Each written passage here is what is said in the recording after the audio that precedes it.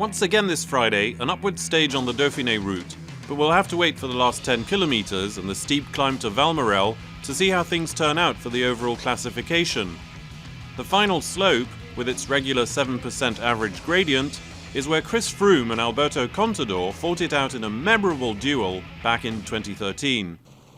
The race panned out as expected, an 8-man breakaway group in the valley along the winding roads of the Isère and Savoie. None of them are a threat for the overall, but the peloton, driven by Team Sky, never let them lead by more than 3 minutes. A few hopefuls for a stage victory, a perfect playground for the favourites, not the best setup for the breakaways, who saw their advance drop to under 1 minute as they neared the first slopes leading up to Valmorel. Only 3 remain ahead as the Team Sky train of riders surges on. Revasi, De Plus and Frenchman Nicolas Hédé, the last one to be caught up by the leading group. 4.5 kilometres is all that's left for the final struggle launched by Irishman Dan Martin. A sharp attack leaves yellow and blue jersey holder Gianni Moscon behind. The other favourites take a look at each other. Martin slips by and grabs a 15-second advance. Enough to go for stage victory on the line at Valmorel. And never mind Welshman Geraint Thomas's impressive return in the last kilometre.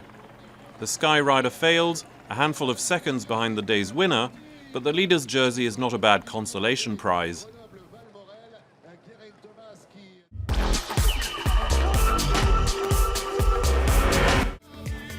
Finally, a smile on Dan Martin's face, and good news for the Emirates team, low on wins this season. An overall third in the Dauphiné in 2016 and 2017, the Irishman is a regular here, but he rose his hands in victory at Valmorel in what was his first stage win since 2014 at the Tour of Beijing.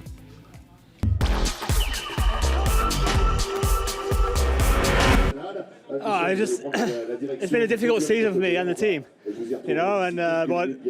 I've been feeling good all year and it just hasn't worked out. So it's just fantastic to work out today. I mean, I knew that if I attacked, maybe they let me go because I'm a little bit further back on general classification after the time trial. Yeah, I was surprised how strong I was at the last 3 kilometres there.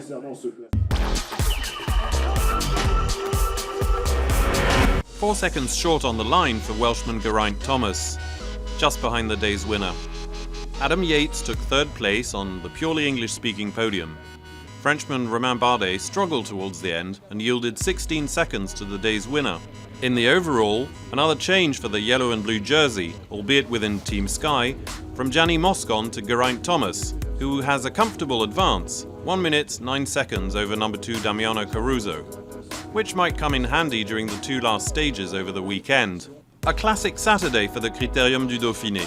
The mountains take centre stage, a relatively short stage at just 110 kilometres, but with 2 HC passes along the way, the Montée de Bizane climb and the Col du Pré, with a sky-high finishing line at La Rosière more than 1,850 metres up.